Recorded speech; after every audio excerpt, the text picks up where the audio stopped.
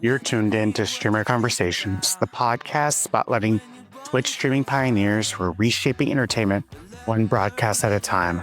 I'm Nerd Titan, your host and fellow streamer, bringing you authentic conversations with the innovative creators behind your favorite content. Our mission is simple: share the compelling stories behind the streams. We'll explore pivotal moments, personal challenges, and transformative experiences that happen when people share their passions with global audiences. Before we continue, let me tell you about our sponsor, AdvancedGG. Hey, if you're serious about gaming, you know staying sharp is everything. That's where AdvancedGG comes into play. Energy and focus supplements made for gamers who want to keep their edge. With their new sour black cherry flavor, it's incredible. Bold, with just the right amount of tartness. Whether you're grinding rank or pulling an all-night stream, this stuff helps you stay locked in. And the best part? You can grab 10% off your order with code NERDTITANTV10. No minimum, just straight up savings. Hit up AdvancedGG and fuel your game the right way. Hi, this is NerdTitanTV with Streamer Conversations. Today we're talking with Ale. You got it. Aledream. Perfect. Yay! Yay! How are you doing today? I'm doing great. How are you? Not too bad, actually. I'm in Texas, so it's hot. I'm in the East Coast. Yeah, I would give East Coast. Jersey. The only thing I can say about Jersey is the airport, and I know that doesn't Don't talk about it. Saturday Night Live did oh my God, that's all they were joking about. And I was watching the episode last night, and I'm like, oh, okay. I used to live in a forgotten borough known as Staten Island, New York, and now knowing that New Jersey's like all over the news, it's like, oh, I wish I live in the unknown borough again. Oh my God! But what's so funny is that Netflix show Nona's is all about Staten Island. Wait, what show? It's on Netflix. It's called Nona's. Oh, yes, but the pizzeria. I used to go there when I used to live there. Such a good pizzeria, by the way. Yeah. So I gotta check that out. That's crazy. My twins are 6 years old, and I was really frustrated with them. I said, from them watching YouTube all day, I said, just put a Netflix movie on. I don't care what it is. Just put a movie on. And they picked that.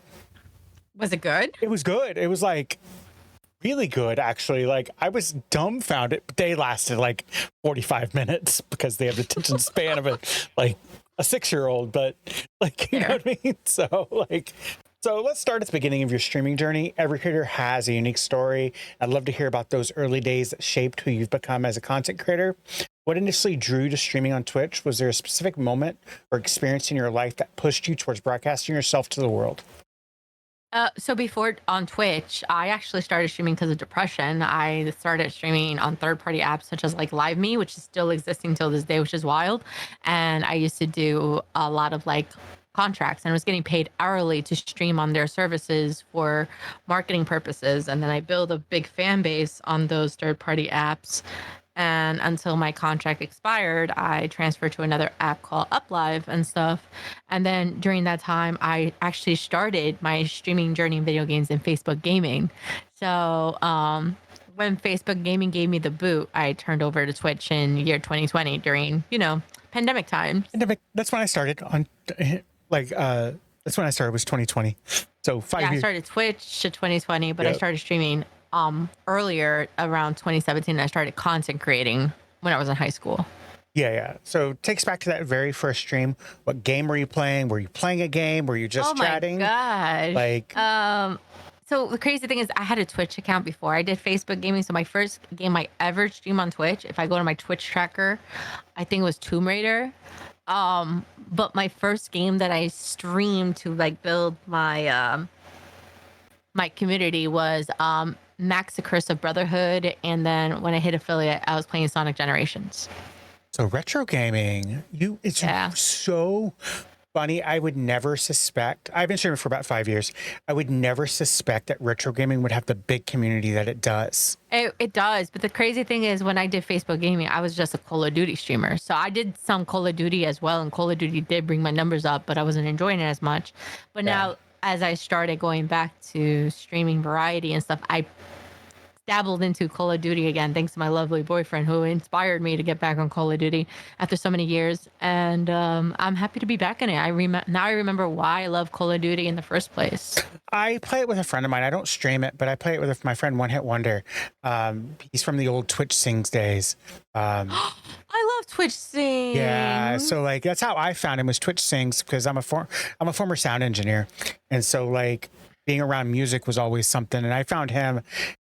He doesn't stream anymore. I'm trying to get him to come back. He crashed, burn out. He was like, I'm gonna take 30 days off, and then he never came back. I'm trying to get him to come back. I took a 2-month break from streaming recently because I had before we started, I told you I work from home. I work one job, but I did a 2 to 4 week contract with the gaming company. I'm actually still contracted with them, but it was really draining, and the money was great and everything, but I was losing time of streaming. And my community is like, where is she? She's sleeping. She's not streaming. Blah blah blah. My boyfriend noticed that I was like not streaming as much either, and then he was like, I gotta get back on streaming. I'm like, I will, like, I will. But like, it was very hard. But now that I dabble back into it, I'm falling in love with it again, because beforehand I did treat it as a job, which it is still a business to me, since if you do make money, it does consider as a job. And then the content that I do showcase is mostly sponsors. I do a lot of collaborations and deals with many companies like Ubisoft. I've done a campaign with Sega. I've done many campaigns as me as an established creator. Yeah, I burned out and I crashed out last year. I took 9 months off. Oh man, I quit. To be honest, I quit. That's definitely quit. Yeah. Yeah. No, it was like I wasn't coming back. I was burnt out because I'm a dad. You know what I mean? And so like I burned out and crashed out. And then my kids went to school, started kindergarten this year. And I was like, maybe I'll just stream 1 day a week. You know what I mean? Just like my kids are in school, and it's turned into this whole like conglomeration now. Like I have a podcast.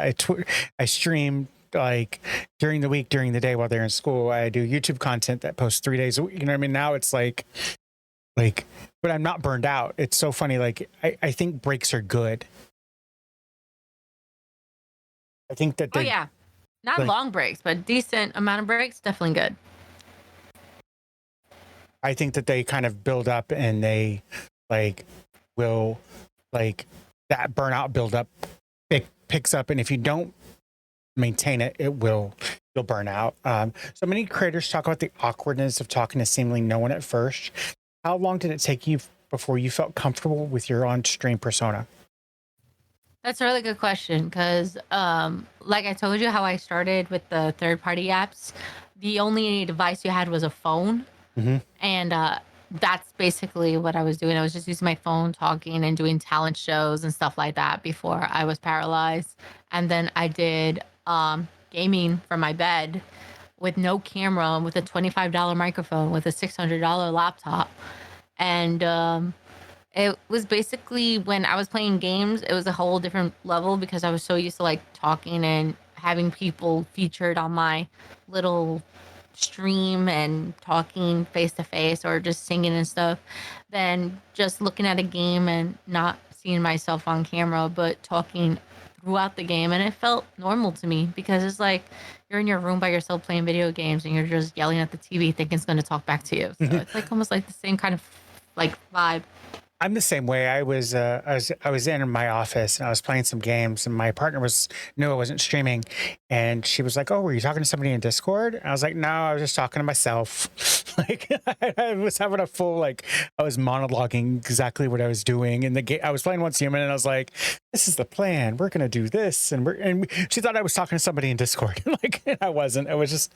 I think that habit of talking to yourself and monologuing is a good habit to have, even if you're talking to no one.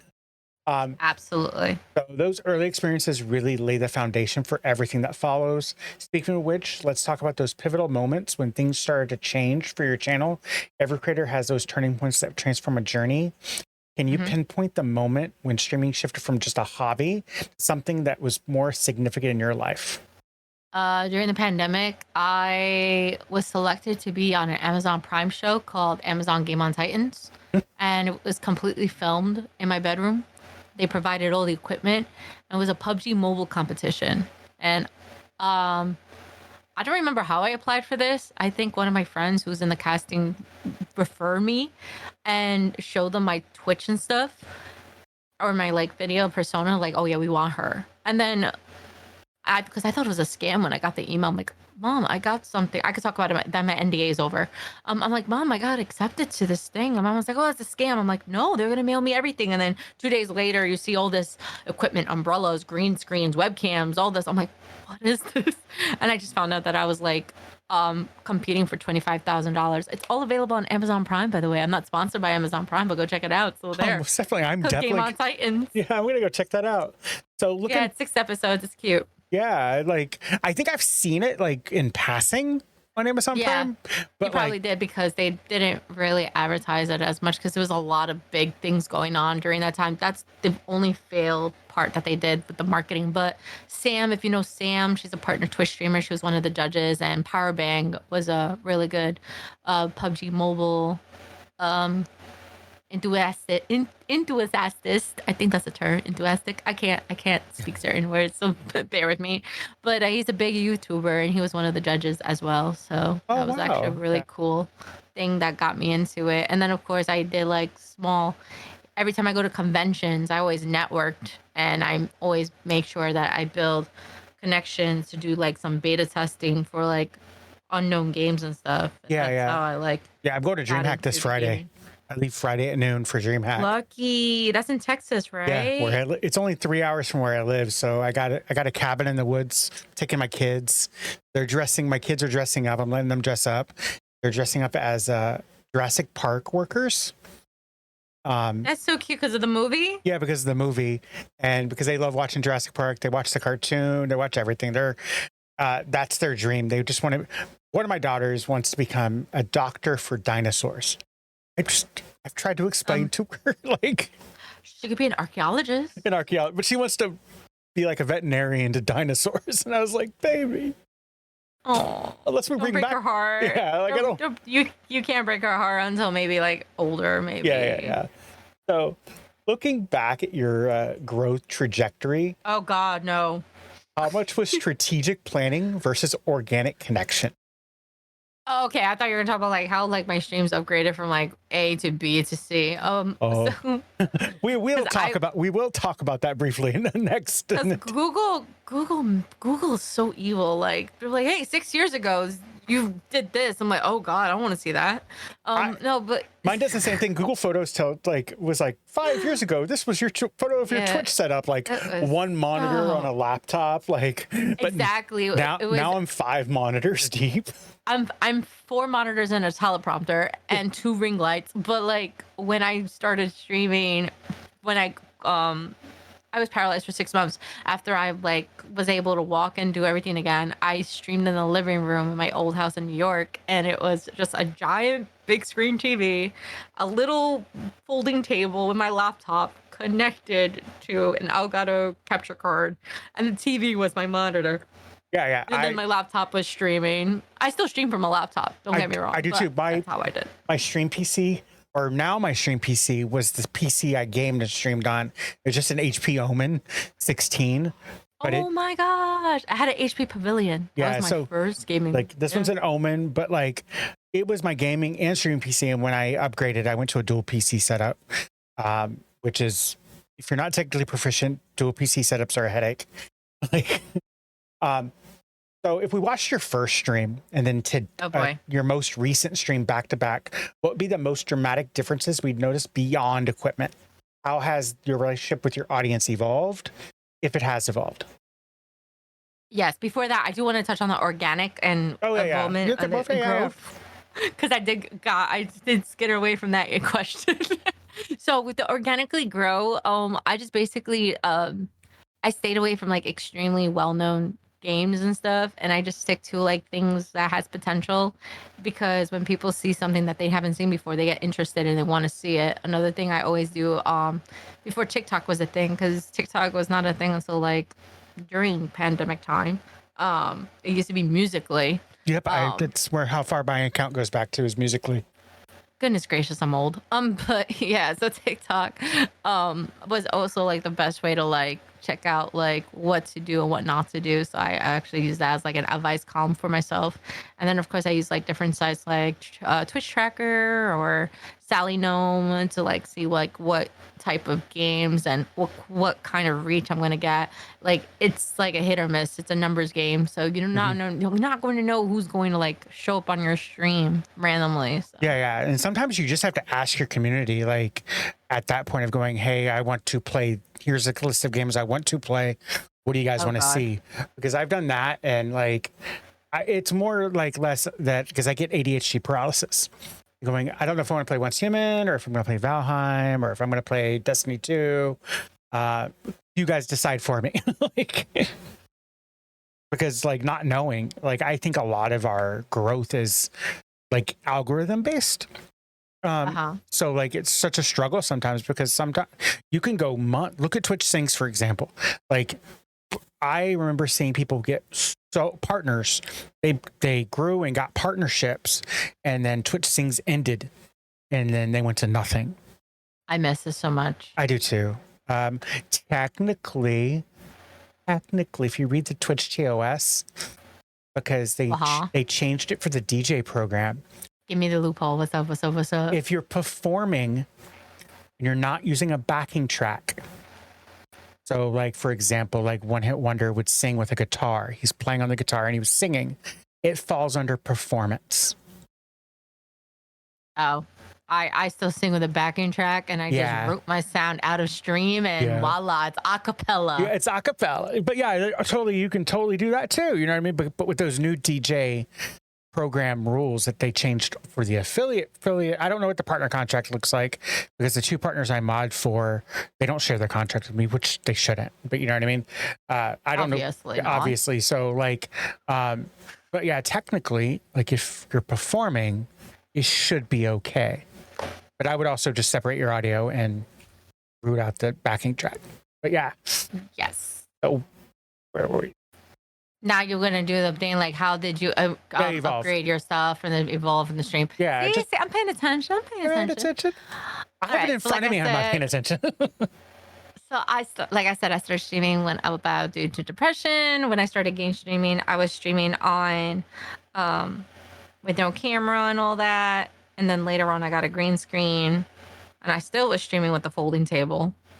And and I guess when it came to like different bots and different widgets and stuff, I started with like 5 mods, and I went down up to 44 mods, and I'm down to 21 mods at the moment.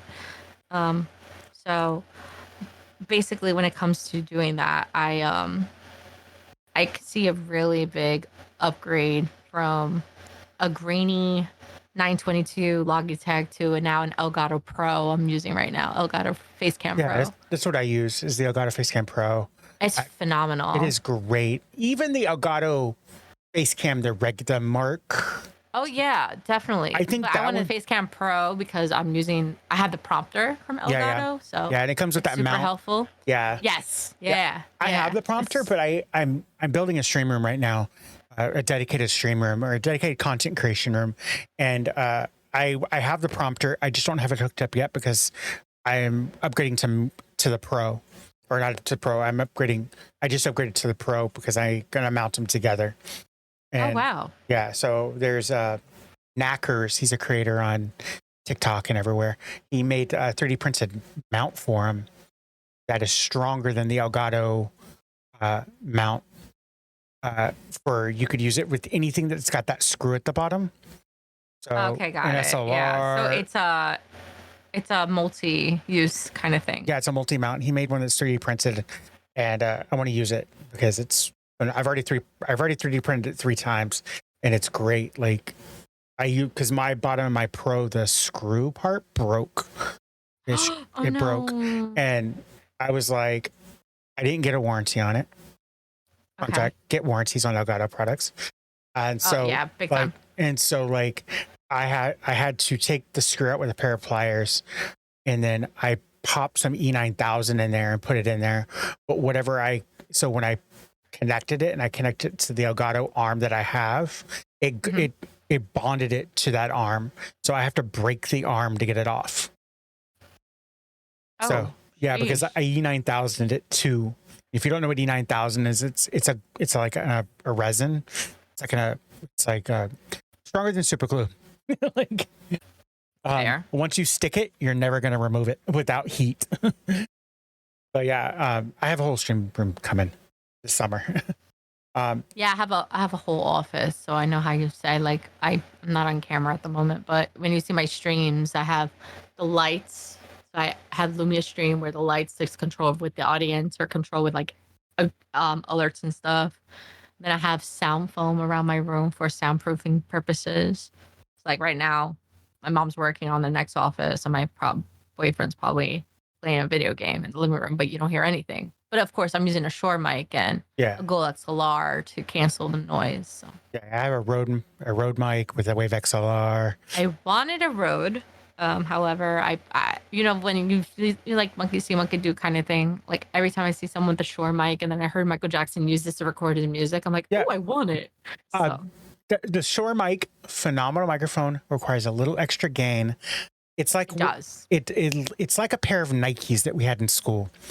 Everyone wanted Nikes because everyone was wearing Nikes. I was a New Balance girl, just FYI.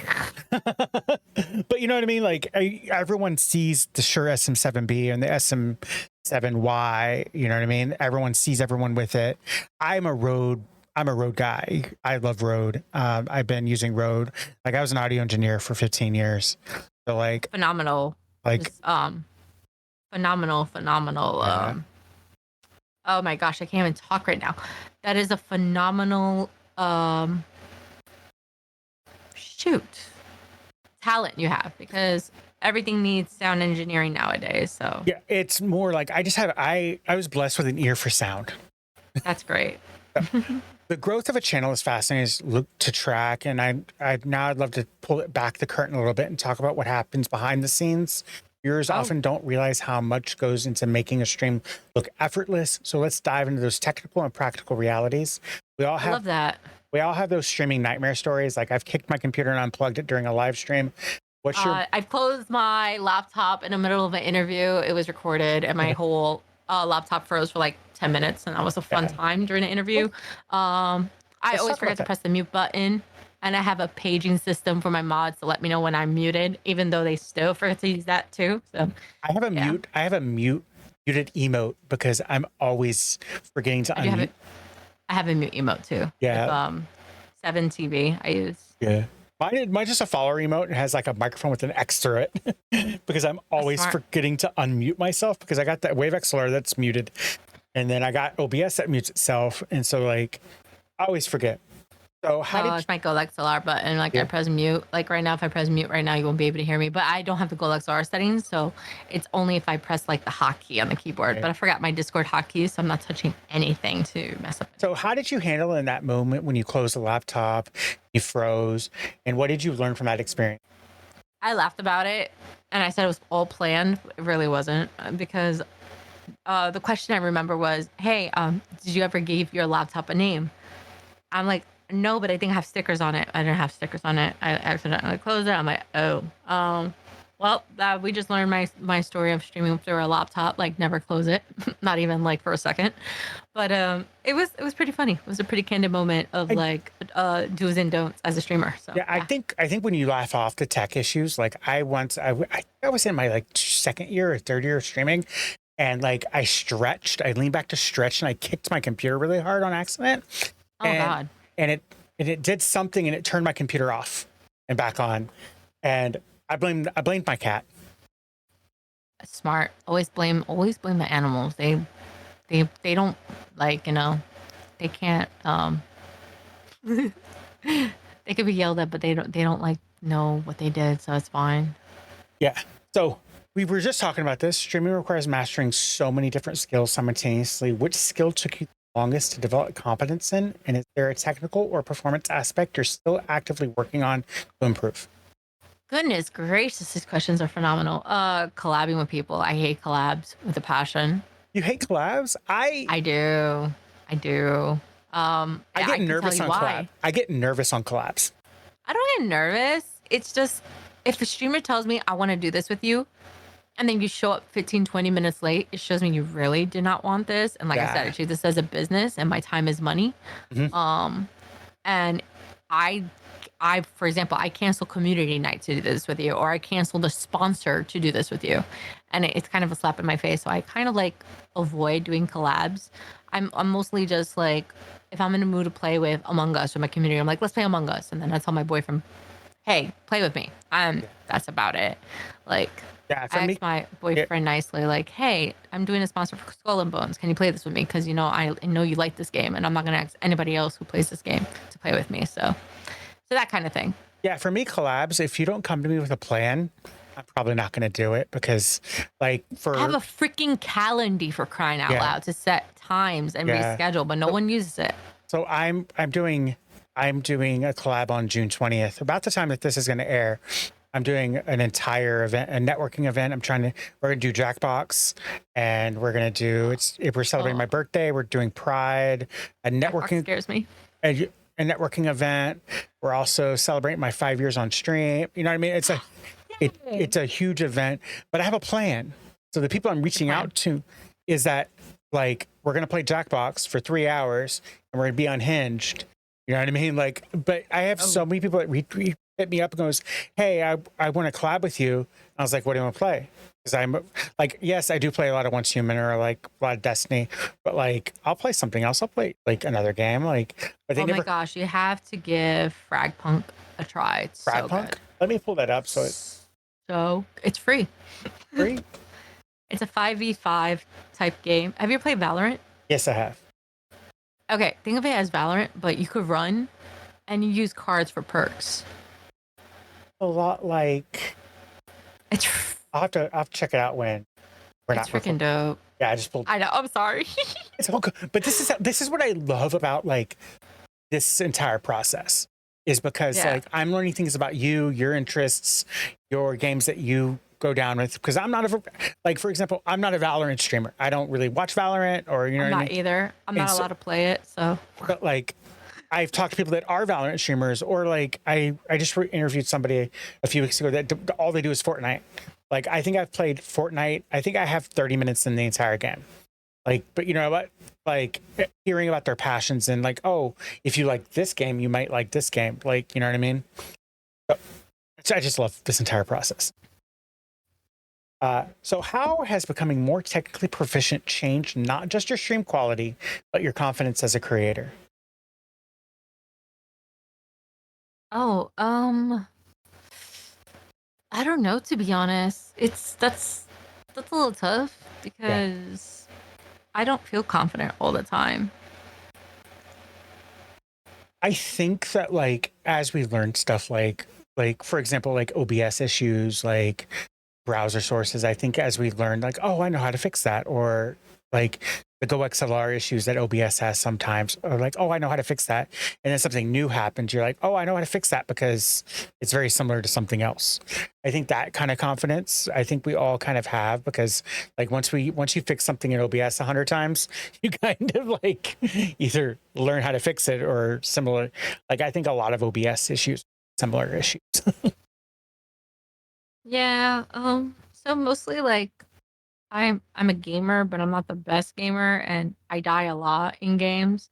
So I tend to get a little frustrated when people like laugh at me because I do things over and over again. And as a gamer, it's like it's rewarding when you complete the mission, but when you do it over and over again, it just gets tedious, and sometimes you just want to like shut it off and not look at it for a while.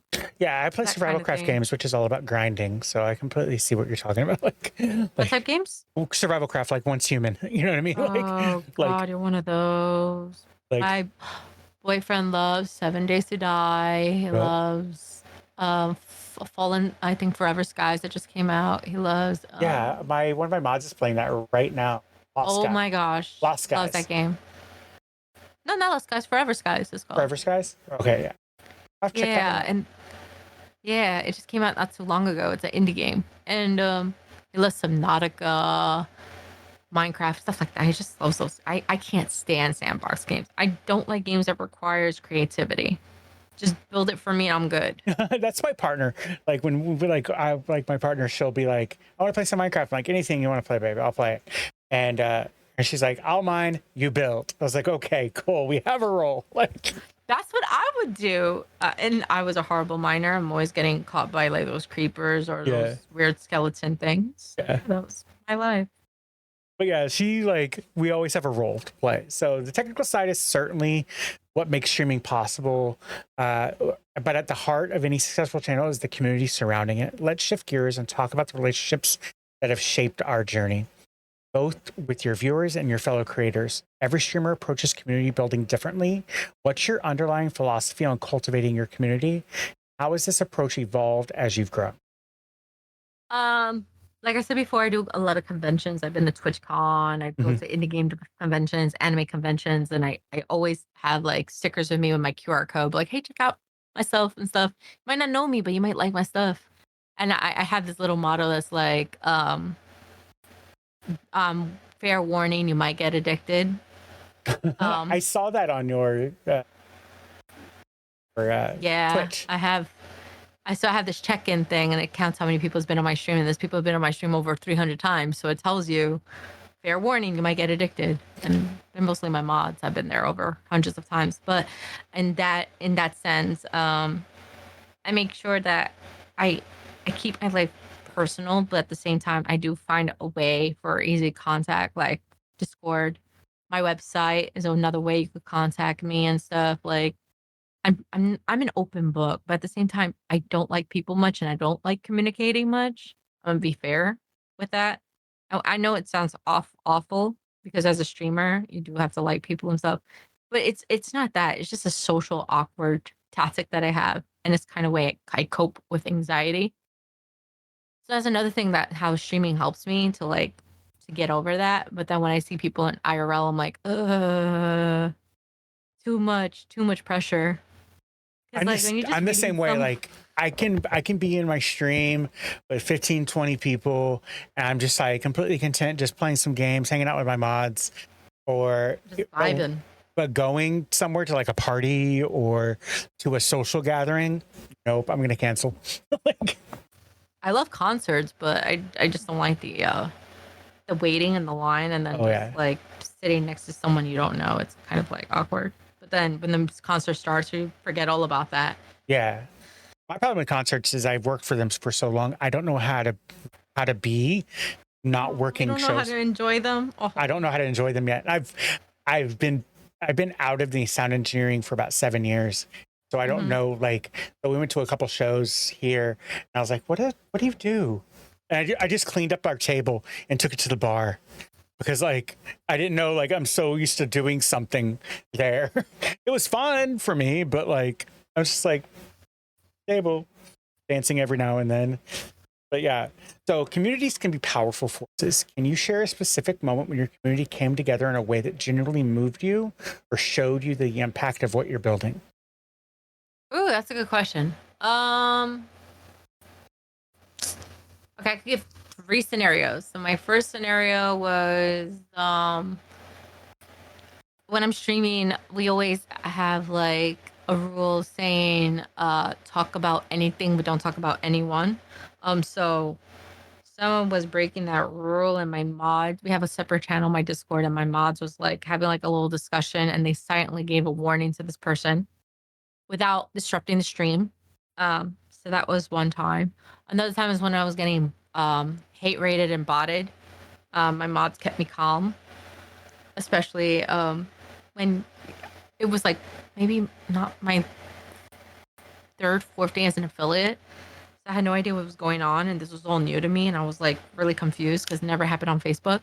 So it was just like a really nerve-wracking kind of thing. But having mods that were aware of what was going on was really cool. And I no remember in the beginning, I only had like maybe 3 to 10 mods at the beginning of streaming, so it's not as intense now having a big amount of people. And then my third scenario was it was my birthday, and one of my community members um, didn't want me to know anything, and they had like a secret meeting with my mods and like my um MVPs, like VIP diamonds, people that come to my stream all the time.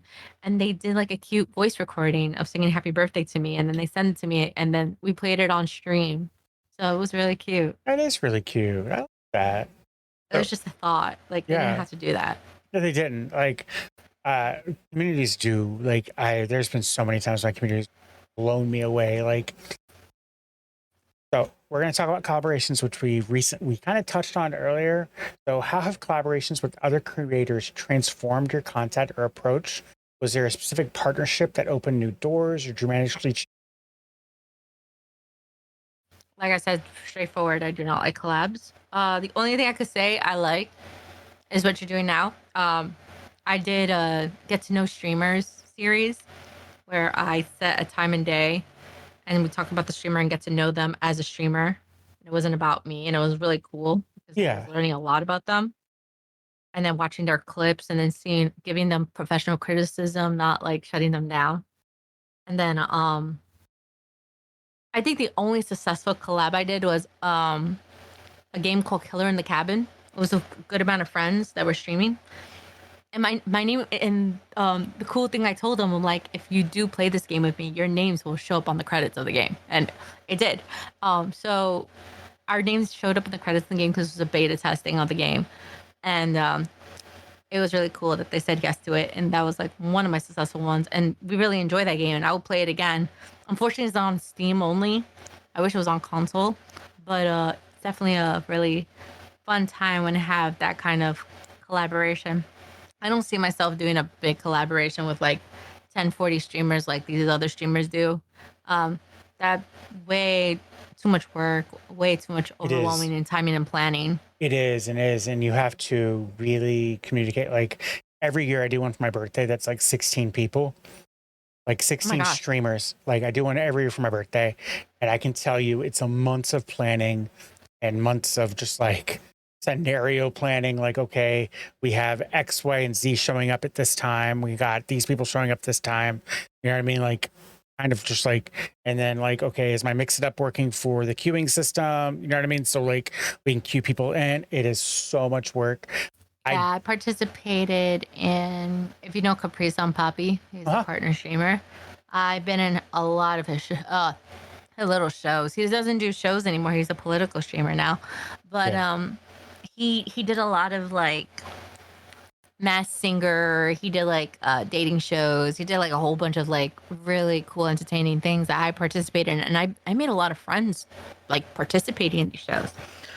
And then another thing I did was I did like Gamers Feud. I've done like gaming Gamers Feud is shows great. and trivia. I love Gamers Feud. Oh my gosh! Yeah. So you know Dappo? Yeah, I know Dappo. Napo, not Dappo. Napo. So Napo. One of my really good friends, Tyrex, one of my oldest streaming friends, Tyrex. She was just won an award. I think she won 2 or 3 awards this year, and she just won a game her award as well the other night. Oh my gosh! Yeah, that was yesterday. No, that was 2 days ago. They gave her awards. Yeah, I was sitting. Saturday.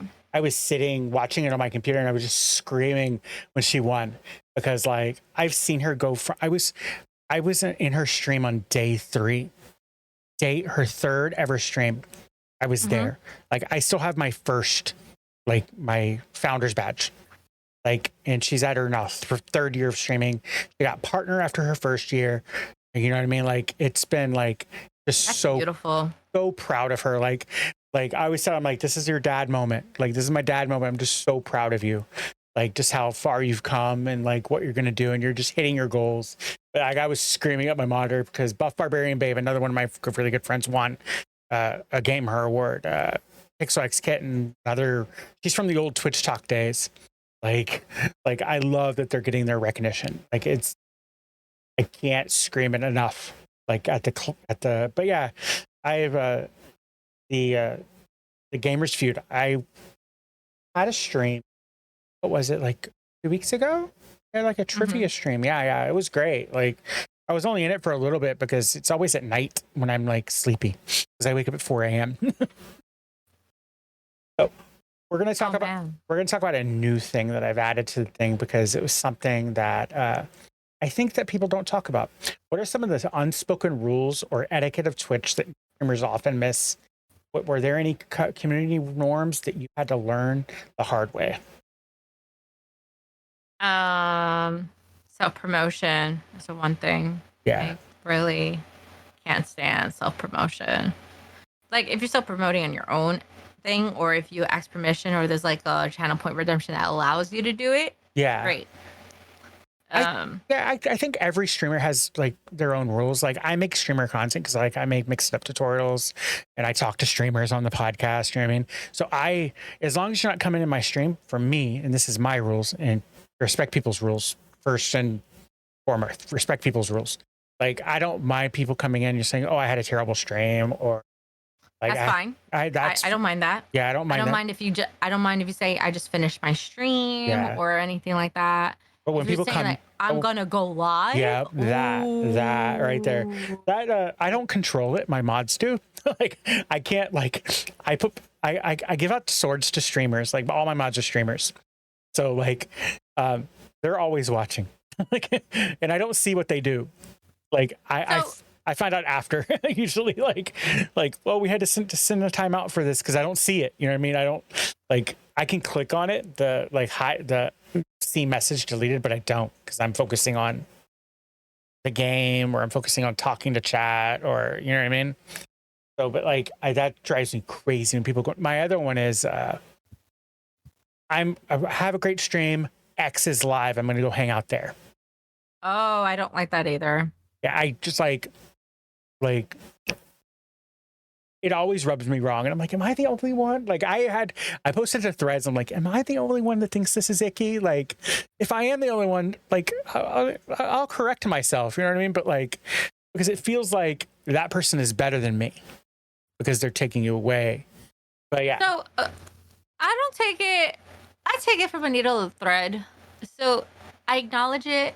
And then I just move along. Yeah. But if they do repeat themselves, I will like be like, yeah, chill. You will get banned automatically. Yeah, I don't control it. I believe in the Oprah way for my mods. You get a sword. You get a sword. You get a sword. Don't do that. Don't do that. Don't do that. I've learned my lesson. Yes. Remember, I had 44 mods and I had to fire a lot of them. Yeah. I did that in the beginning where like, oh, if you were in my stream a lot, like you got a sword. And then I realized that I had to really like, I think I've had the same 8 mods for a couple years now. And they're like, because like I use Mix It Up Bot. So a lot of my, amazing. So a lot of my stuff is automated. Like, so if I get rated, it automatically does a shout out. It says it changes my scene to pop up like a little bar that talks about my stuff. But like it does everything automated. So and then SiriBot handles all the spam. SiriBot's phenomenal. And then another bot I use is Frosty Toys. Frosty Toys is great for unique shout outs. I love it. I love it. Those are the 3 bots I use. Like I use Nightbot for like some music stuff. Me too. I use it for song requests. Yeah. But that's the only reason I use it. Everything else on Nightbot I have disabled because Mix It Up does 99% of what I need. Yes, I use Mix It Up, Nightbot, WiseBot, SiriBot, and Frosty Tools. Yep. So content creation. I was moving ahead too fast. And Exolia, which used to be Rainmaker. Rainmaker, Well, it's not Rainmaker anymore. It's now Exolia. They got bought out. Oh. But they still do campaigns and stuff. But that's cool. Much less. And you get paid, actually. Instead of Rainmaker, everything was like free. Yeah. I use a new bot. It's kind of a bot called Saved GG. And what it does is it scrubs your VOD for clippable moments. It's a lot like Eclipse. I love Eclipse. I'm actually an Eclipse affiliate. Yeah, it's a lot like Eclipse, but the difference is where Eclipse is very specific games. Or it was when I looked at it. It's not anymore? Okay, when I looked at it, you could do just chatting streams, other games, and it automatically clips you. Yeah. Even if you say clip it, it will clip it. That is so cool. Like I haven't checked it out in years. You know what I mean? And it's free. And it's free. I have the premium version, but there's a free version, and even if you say clip it, it will clip it for you. That is kind of cool. I have to check that out. I have to do some. Yeah, that is awesome. Like I knew who they were, but this Save GG. Use my referral link, I will. I'll put it in the description in this video. Like, I had to. because I'll get all your socials and it'll go in the description of this. Absolutely. And so everyone Nice. with your schedule. So, content creation can easily consume our entire life. What specific boundaries have you established between your streaming persona and your personal identity? And how has maintaining these boundaries gotten easier or harder as you've grown? I try to stay away from IRL streaming. I just focus on the gaming. I don't want people. I would say people like, hey, I'm out. I'm doing my personal stuff. Don't bother me. I'm not going to stream it like other people do it. It works for them. I don't. I just don't want everyone in my business all the time. Like it's because when you're a streamer and you're hit the live button, you're vulnerable for those couple of hours. Like anything could happen in those couple of hours. Yeah. When you're away from the internet and then people will know where you are and stuff, you'll be vulnerable any second. Like you don't know who's gonna like pop up, be like, hey, I was just on your stream, like, and you don't want to like be awkward or rude to them because you never know what their attentions would be. So it's kind of like scary. Yeah, like that is very scary because I was gonna live stream it, DreamHack, but I was like, I really. My advice: never live stream in a convention because number one, everyone is using the Wi-Fi, Yep. especially gamers. Yeah, and then I changed my mind because I was like, I would have to bring my hotspot, and because the convention Yeah. Wi-Fi sucks. Because I'm not I've been to San Diego Comic Con, I've been to New York Comic Con, Colorado Comic Con, Houston Comic. I've been in New York Comic Con too several times. Yeah, several times. So like, Wi-Fi in those conventions sucks. Oh yeah, TwitchCon especially. Yeah, TwitchCon. This is 10 years of TwitchCon that we're having for US. I know. I'm so sad. I'm not gonna go this year Me either. because I already made plans to go to Puerto Rico and Missouri. So Awesome. Puerto Rico's a lot of fun though. I'm gonna see Bad Bunny in Puerto Rico. Oh, that's even better. Heck yeah! And then Missouri for Chris Brown. So, success often requires difficult trade-offs. What personal sacrifices have you made for your streaming career that viewers may not ever realize? Has there been a moment when you've had to choose between streaming opportunities or a significant personal milestone? Ooh, oh my God. You're like stabbing me right with this question. Okay, so to be honest, I put streaming over anything. But like, if like for example, if I have a family engagement, like in a few weeks, I have a family engagement, I'm not going to stream. I'm gonna spend time with my family because they've been there with me day one.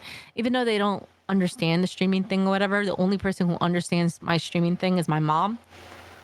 My mom's my biggest like supporter when it comes to like streaming. She's like, yeah. And then my boyfriend will like, why are you not streaming? So it's like now I have two friggin' angels on my shoulder telling me when to stream and when not to stream. So it's definitely that kind of thing where I will choose family over streaming. However, there's times, like I said, I would choose if it's an opportunity to be able to add financial needs because you got to make money somehow. I definitely would say yes to a sponsor stream than doing something for my leisure and fun because I know I will be getting something out of it. Although sometimes when you do the leisure and fun, people get generous and they start gifting. So it's like a hit or miss or a win or lose, depending what the situation is. But when it comes to that being said, I definitely, a lot of committee members don't know that it's definitely hard to decide what to do because you're either going to make someone happy or you're going to disappoint them. Yeah, and I think that like we have to prioritize ourselves at many times. I mean, Most definitely. You got to be more selfless. You got to be more selfish most of the time. yeah, saying, okay, I've been streaming 3 days this week. Maybe I need to take a day and just spend it with my family. Exactly. How has your approach to self-care evolved throughout your streaming journey? What practices or boundaries have become non-negotiable for you? And what advice would you give to a new streamer? Okay, I'm gonna use a valid experience, a recent valid experience. So Kai Cenat, right, the big streamer. Yeah. So he came up with this thing called Streamer University. And he chose like certain amount of streamers and stuff for it. So I text my friend my rejection letter, and my friend was like, I didn't even get a rejection letter. And you got a rejection letter. And that means something. That means he's seen your stuff. I'm like, yeah. So even though I got rejected, and a lot of people like were like booing him and like bad talking him, I take that as a grain of with a grain of salt and just like brush it off. I'm like, okay, it means I'm just got to be better, or maybe change my stuff a little bit, or continue what I'm doing, but excel in what I want to do and be more dedicated and motivated. Because it's if you get a no in life, don't let that shut you down. There's always another door that will open for you, no matter what. And make sure that if you really want this, don't do it for the money, but be sure to be consistent. Because if you stop 1 second, everything could blow over, and it's like you're starting all over from square one in the beginning again. So be consistent. And if you do need breaks and stuff, just make sure you use communication the right way. Absolutely. Because those that are super loyal to you will come back regardless. They will. And you'll get new people, because Twitch is such a roller coaster when it comes to like viewers. You know what I mean? Because, because that like some people, like this is summertime. Like right now, like people aren't going to be around because they're going to be out with their family, or they're going to be like, you'd be surprised. I have people that watches me from the beach. On their phone. And that's what I'm saying. Is like, it can go like each direction. Like I live on the beach. Like I have a beach house. Awesome. Like, so like I literally will prop my phone up when my kids are in the water playing or they're building a sandcastle. I'll have my phone propped up just to like hanging out in a stream, because like you never know like which way it's going to go. So thank you for sharing those personal insights. It's important to acknowledge both the rewards, the challenges in this career path. Yeah. Now looking you got to use that as trial and error, and life is a learning experience regardless go to school or not. You're just learning every day. Yeah. And now looking ahead, I'd love to hear about your thoughts of where things are going, both for you personally and for the platform as a whole. What Twitch changes or if you have benefited your channel the most over the years? How did you adapt your content to take advantage of these changes? For example, the new discovery feed or the vertical clipping, it becoming more of a community-driven platform versus a live streaming platform, for example. Most definitely the stream together. Definitely. I was part of the early on the stream together. Like I got access early on. The only thing that I don't like about the stream together is if you're streaming together with somebody with a lot of timers, they go out, you know what I mean? To everywhere. That's my only, because I've streamed together with some people and it's just timer after timer after timer, you know what I mean? Oh my gosh. Yeah. So that's my only, I wish you could set it in stream together that like, don't share chat from bots like Streamlabs or Stream Elements or Nightbot or what, you know what I mean? Those wouldn't be sent. So I would love that. And I've already sent them my suggestion, but that they have a filter, that'd be super cool if you could filter out bots. Like just be another role, because if you look in your roles and dashboard, there's VIPs, there's mods, there's editors. Why not have one that's called bots? And then you can assign Stream Elements or Streamlabs as a bot role, because that's what it is. Like so Stream Together, I did 2 cool collabs because of Stream Together. One with Duty Beard. I'm actually friends with Duty Beard. Duty is amazing. He's awesome. Yeah. Shout out to Duty Beard, man. He's really cool. My dream collab is BB Jess. Love her. I got to meet her last year in TwitchCon, which was really nice.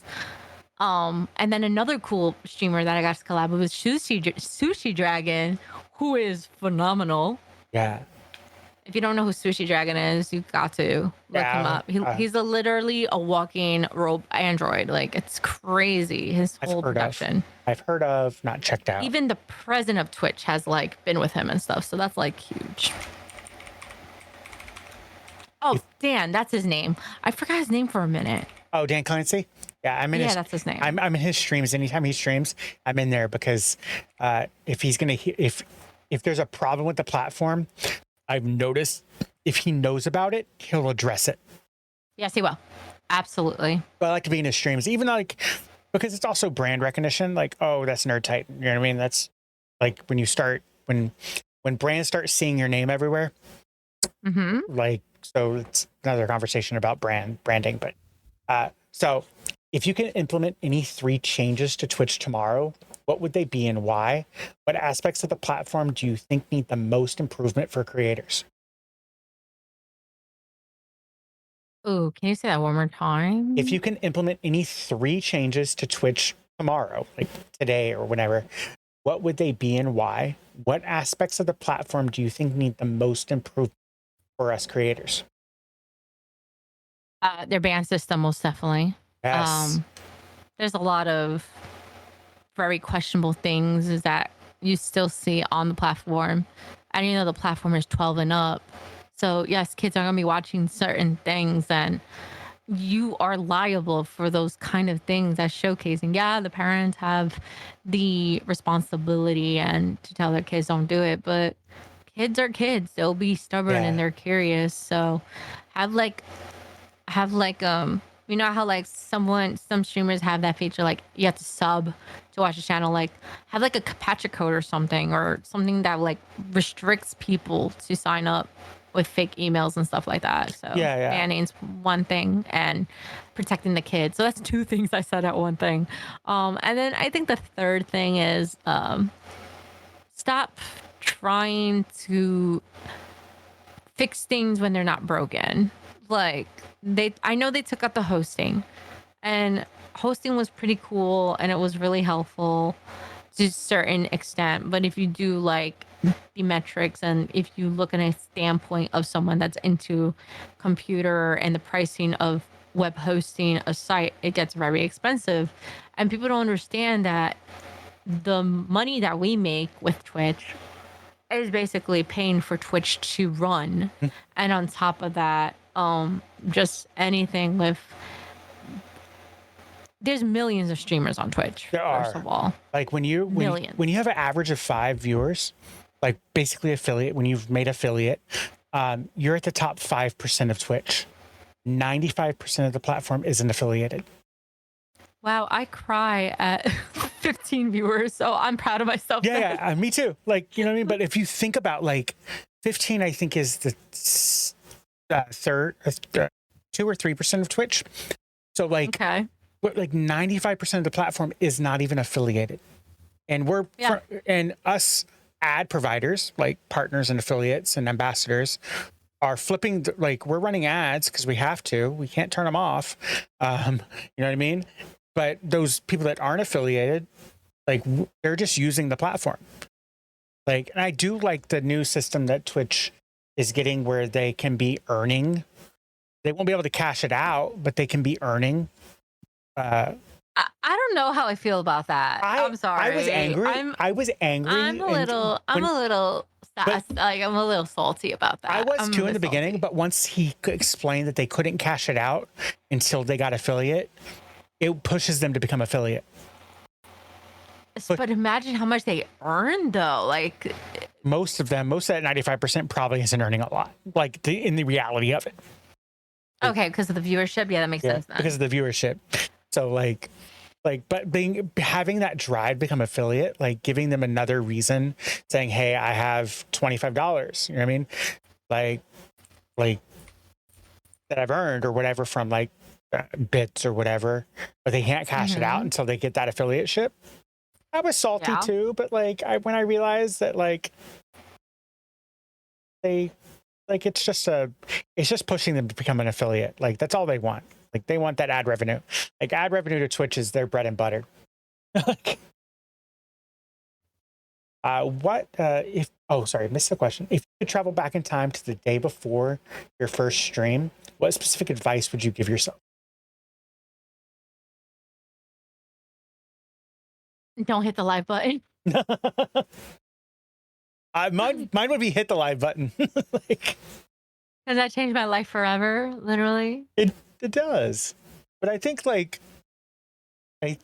there's a blessing in disguise. You know what I mean? I think a lot of the people that I became friends with, like the whole like Twitch Sings community, not the whole all of it, but like I know some amazing streamers from that era, from when I started streaming. I really miss Twitch Sings with a passion. Yeah, I do too. I miss that community.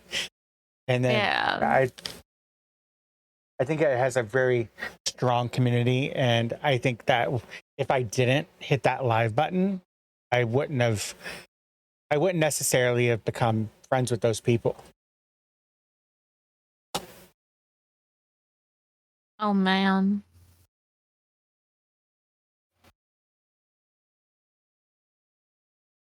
You know what's funny? I do want to say something. So like as a streamer, you always want to help people succeed. And there's so many people that I did help succeed. And till this day, I don't even talk to them anymore. We became strangers. And it's good. I see them like succeed in their own. But at the same time, I'm like a little bitter because I'm like, dang, I helped them reach that. And it's kind of sucks. So it's like everyone always accepts like when you gift, you receive. And it's not like that in the streaming world. You have to actually take risk and learn. So that's another thing I want to add on. Yeah, most definitely. I think for me, I think it was 2 years ago. At the end of the day, I'm in this hot seat. I've gotten some amazing opportunities from people, but like there's some time like there was a day I was streaming a Skyrim mod. I don't remember the name of it, but it was me and Ninja. We were the only two playing the game because it's a Skyrim mod that became a standalone game, and we were the only two playing it. And then my stream was flooded with people. Like I didn't know where they were coming from. They were saying, "Oh, Ninja is playing this too," and I was like, "Cool, great for him, cool." Like you know what I mean? Like cool beans. Like I didn't even handle it well, but I bet I could have handled it better. You know what I mean? Because like we were the only two playing the game. We were like dominating that category. Like, and I don't think that happens that often, especially for like having a big streamer. And like at the time, I was like a nobody. Like I was a nobody. I think we can fumble good opportunities as well as like do well in them. True. Beyond just continuing your current content, what specific projects or directions are you excited to explore? Is there a dream collaboration or a content format that you haven't yet Taco pursued? Bell partnership. Sorry. Taco Bell partnership? Oh my God. I have seen those like Taco Bell sponsored streams. Oh my God. Like, oh my God. Biggest dream ever. Just a Taco Bell partnership. That's it. That's that. If I could do that before I die, I'll be the happiest person in my life. That's it. Taco Bell partnership and a story. Literally no yeah. no hesitation there. Yeah. Mine's Corsair. By in turn Elgato. Okay. Corsair and Elgato fair. Because like I have everything by Elgato. I do too. They rejected me like 6 times. Like they rejected me too, but like I just view a no from them as a no right now, and then I'll keep on trying because like. But the problem is like I was talking to my friend that is sponsored by them, and I was like, what would they send you that you don't already have? I'm like, I have the green screen, I have 2 stream decks, I got the Wave XLR, I got 2 key lights, I've got another key light, I've got a foot pedal. A prompter, you know what I mean? Like what else? I didn't get the foot pedal because I didn't have any use for it. I have the key ring light, I have the prompter, I have the Stream Deck XL, I had the smallest Stream Deck. I sold it to one of my streamer friends. I have the Facecam Pro. Yep. I have 2 Elgato green screens, with one in the closet and one is in the dining room. And I don't even use it either. Yeah. I don't know what other products. I have 4 Elgato chat links. I don't know why. So it's like I have a chat link, but I don't use it anymore. I don't know what more to use from Elgato. I have a partnership, however, Razer and HyperX, so that's pretty neat. Yeah, that is great. They give me free headphones. I just applied for Turtle Beach. Good luck. They're hard. Good luck. They're hard. And if they tell me no, it's I don't get like if I get shut down, it's just shut down for now. If you want to do HyperX or Razer, let me know. Oh yeah, I love Razer. I've been a Razer product user for years. Razer's a fun one. Yeah, I think yeah. So Razer is like the headset my partner uses, and my daughters have Razer headsets because they have Xboxes in their room. Yay for Xbox. Yeah, that's what we have. It's what we have. They're cheap.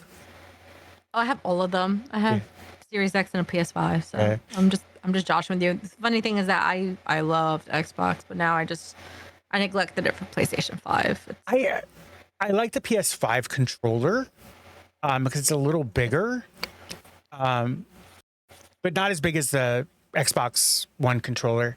The PS4 controller just felt too small in my hand. That was my biggest like complaint about them.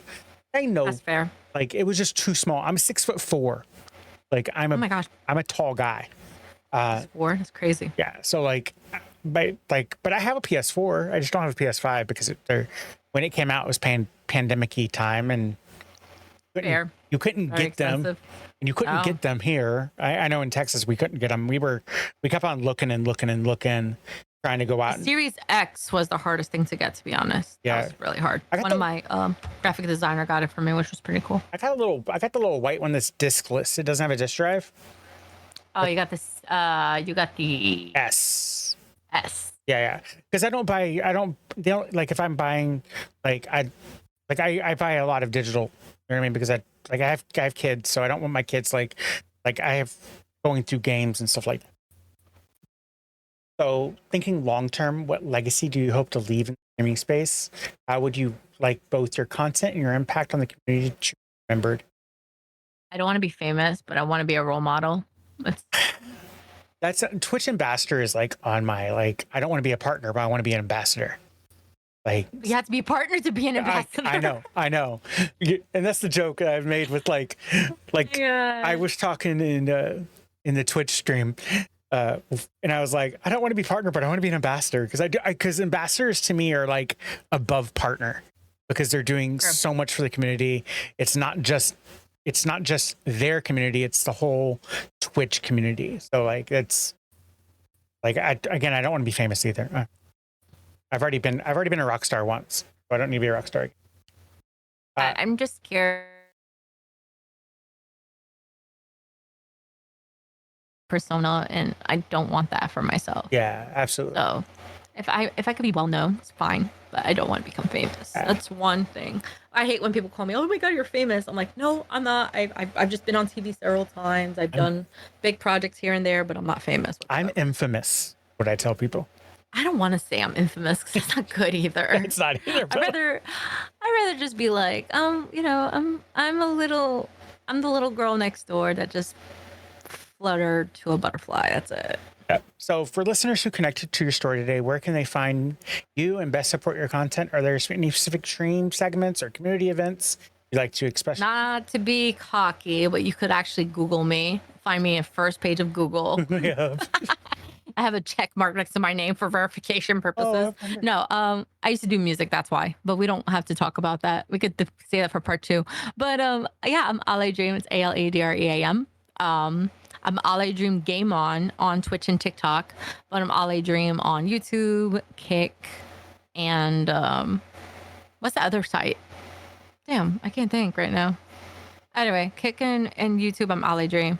On Twitch, TikTok, and X, aka Twitter, I'm Aledreamgameon. So that's Aledreamgameon. Aledreamgameon. Awesome. That's the name. Yeah. You never heard me ask what Aledream means, which is crazy. Unless you did watch my prior. I didn't. Biographies. So Aledream is actually my initials to my name. So ALE is my first, middle, last name initial. And then Dream is the alter ego. Oh, that's awesome. Yeah. Like Nerd Titan was a magazine that I helped co-create.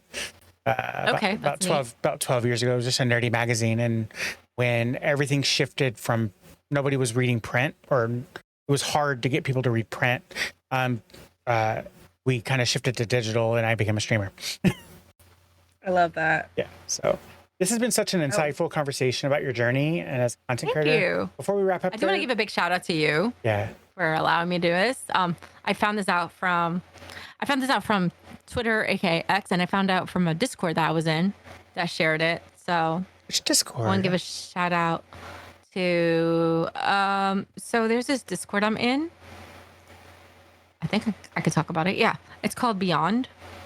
It's ran by a partner streamer, Indidi. Oh wow. From the UK. And she has this opportunity page, and whenever we find opportunities, we share it with other streamers and stuff.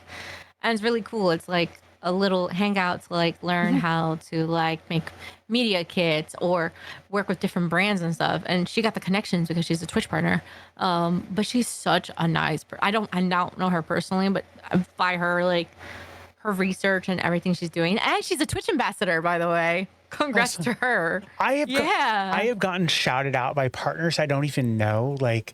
So I made a mix it up tutorial that bombed, in my opinion, it bombed on YouTube. I think it got like 10 views.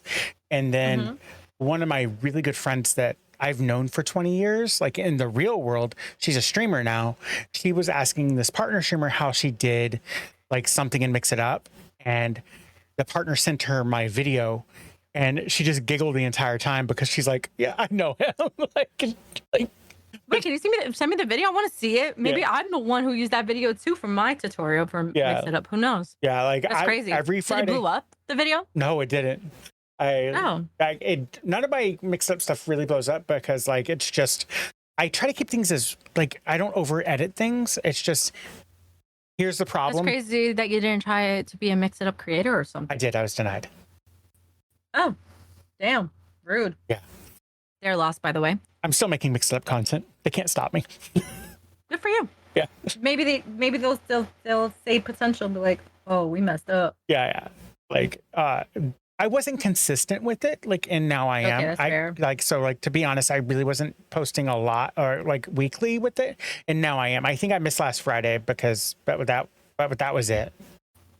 They do want consistency. That's true. Yeah. Another shout out to my mama, my lovely boyfriend, my mods. I love my mods. My mods are great. And of course, my community, the galaxy of shooting stars. Yeah, thank you. That's what they're called. Galaxy of shooting stars. And you're cool too. Yeah. Thank you. No, thank you. It's I wouldn't be, I do this for you guys. It's not really it's not my time to shine. It's yours. So again, thank you so much for your time today and streamer conversations. If this resonated with you, please share it with a friend who might need to hear it. Remember, every creator's path is unique and valuable. Want to tell your streaming story on our show? The application link is in the description. I'm your host, Nerd Titan, and I'll catch you next time as we continue exploring the real stories behind the stream.